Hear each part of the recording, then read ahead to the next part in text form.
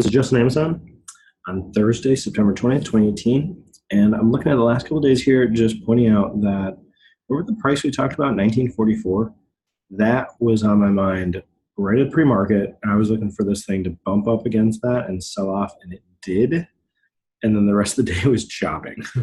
Then in through here was actually bouncing off 1944.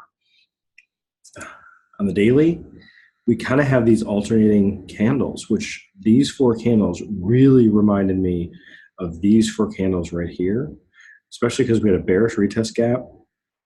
And then these bullish candles actually were some nice gaps. So this was a gap, a retest gap down. This gapped up.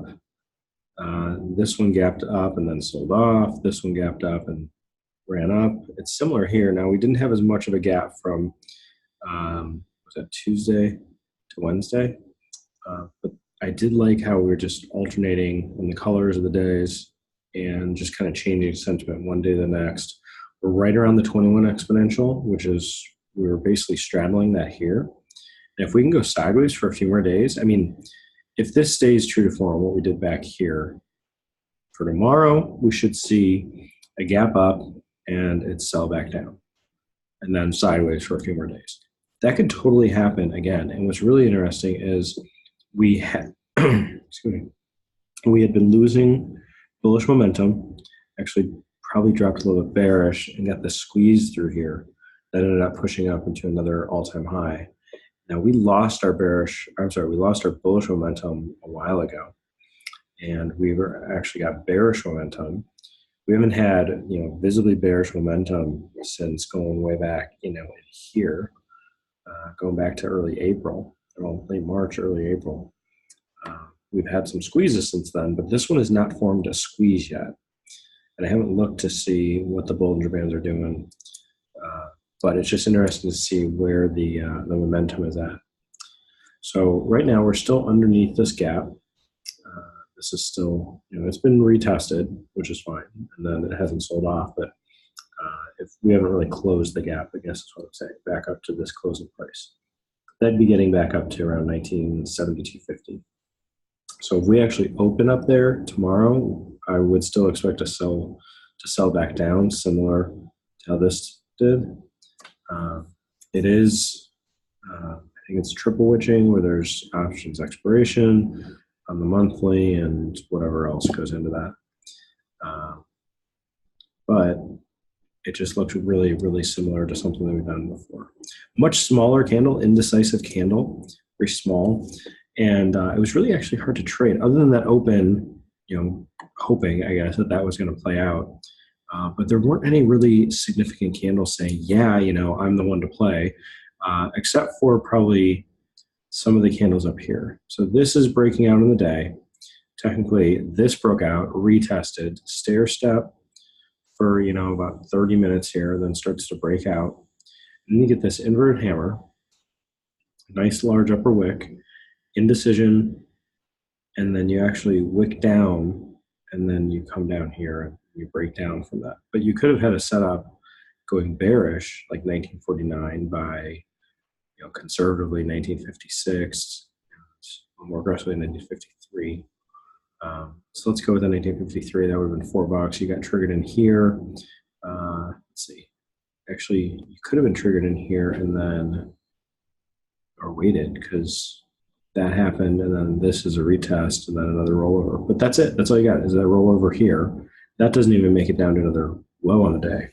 It just moves down and then stops and just goes sideways the rest of the day. Retesting back to these candles, not just once, but two times. Let's see. These two candles, they look like, 3 cents off from the tweezer top. So that's the other place you could have gone bearish here towards the end of the day. So with those, let's see, this is the call, here's the puts, what is possible to buy somewhere down in right there. That's 1045. 1045 was that candle. So we're going to wait till we get a candle at 1115. So 1115 is right there. So if you had bought the low here, say you bought at 650, I mean, your stop was at 515 maybe, I guess.